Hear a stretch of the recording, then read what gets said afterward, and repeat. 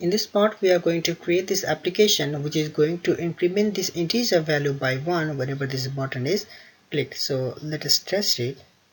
Increment 1, 2, 3, 4, right? So but actually it has one small problem, and that is whenever I rotate my screen, it is going to lose its data. So let's see, rotate the screen and it is going to start from the 0, right? So we are also going to solve this problem and to save this counter variable even when the screen is rotated.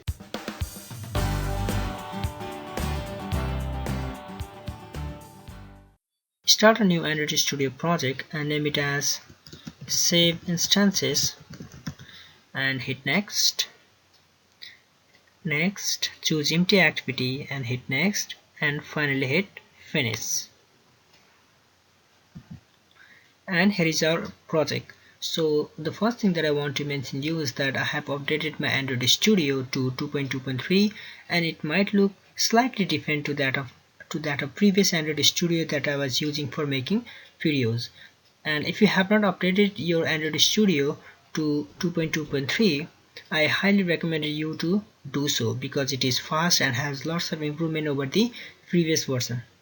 Okay, so let us back to our one project now. And the first thing that I want to do is that I want to drag this text view at the center of the screen and increase its font. So in order to increase the font in new Android Studio, all you need to do is that just double click it and go to the view all properties, view all, and go to the text size option, and you will see here. So let me increase its text size by 40 sp, and I also want to drag a button to the bottom of my screen. So okay, let it be here, and I want to name this button as increment. Okay, increment by 1, increment by 1, and its button ID is button 4, and its ID is, so let us place its ID as text ID, and whenever I click this button, the text present in here, so it should be 0 here, the integer value present in this text view should increase by 1. Okay, so for this I need to go to the main activity.java class, and I need to create the button object first of all, and then I also need to create the text view. So here we are, and we need to link those button and text view to our XML. So and we can link them by this approach, and finally typecast it and link this text view with the XML as well. So r.id.textid and alt plus enter, and here we are. So we also need to have the on click listener on this button so that we know where we are. So we know what to implement when the button is clicked.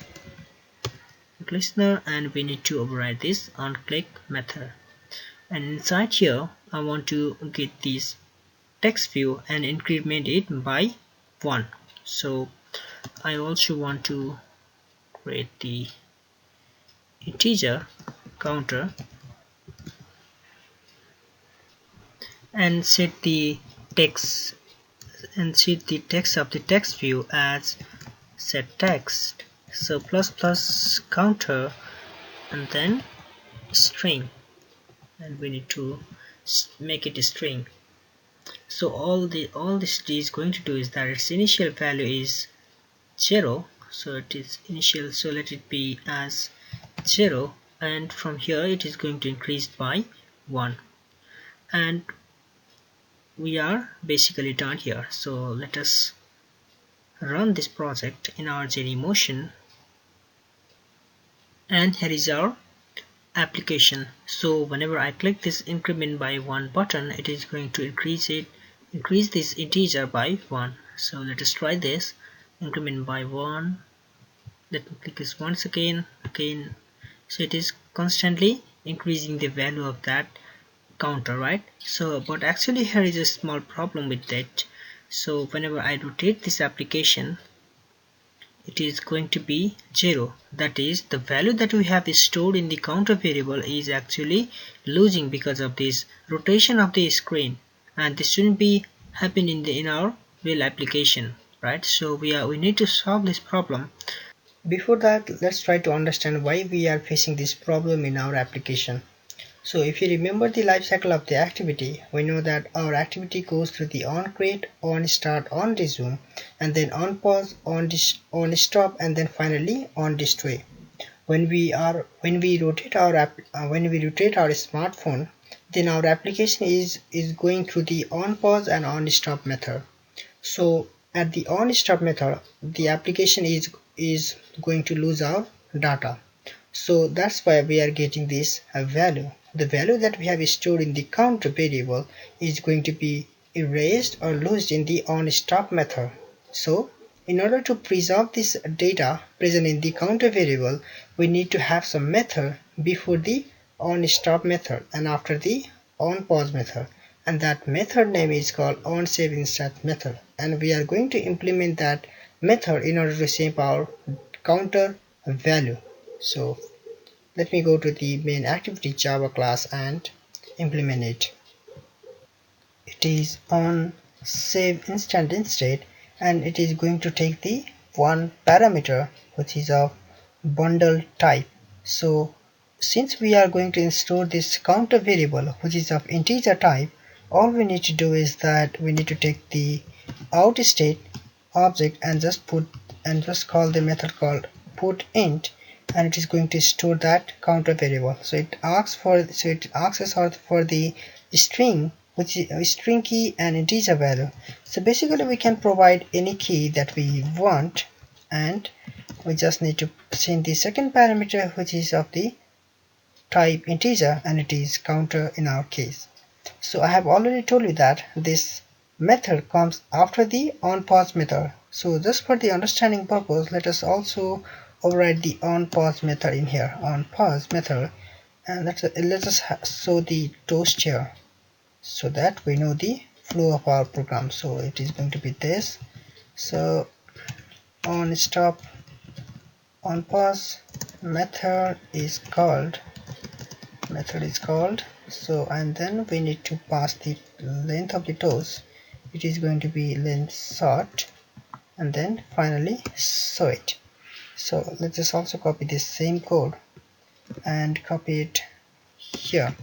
So it is going to be on savedInstance method, and also I have dictated that this method comes after the onStop method. So let us also override that onStop method here, onStop method, and let's have this toast once again. Copy, Control C, Control paste, and on save method Control C and Control paste. And at this function, what we have done is that we have stored the counter variable on this bundle object.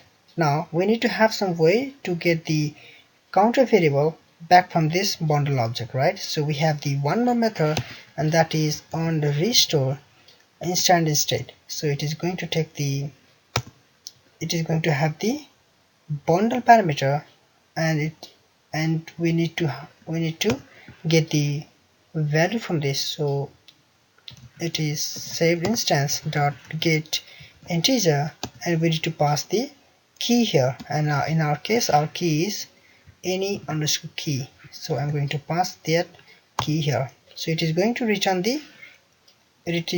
our counter value. So I'm going to store it in my counter as well. Now let us show this toast here. Control C once again, Control paste, on restore instance, Control C and Control paste here. Now this method comes before the onStart method. So let us also create the onStart method for brute understanding. So Control and then Control C, Control V.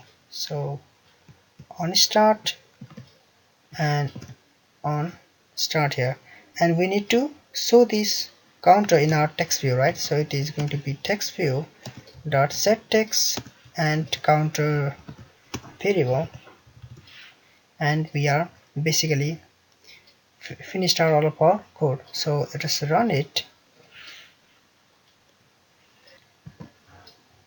and here is our application. So let me increase its integer value by 1, so it is going to be incremented, right?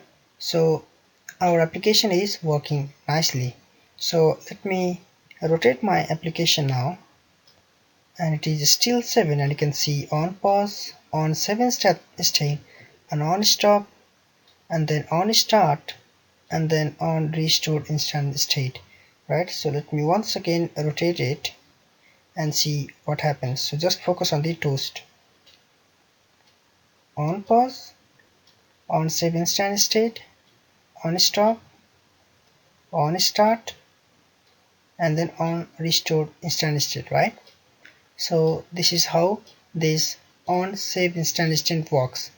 So if the user clicks back from this application by clicking back button, it doesn't work in that case. So it doesn't call that on save instant state and on restore instant state in this case. So let me click this, and it is only going to call on pause method and on stop method. So let me rotate it once again. So if we have not seen it, so on start instead, so it is the on start, it is normal case, right? So let me back from application, and it is going to say on pause method is called, on stop method is called, right? It is not calling the on save instances and on restore instant state. So I hope you got the concept. So, and I will see you in the next part.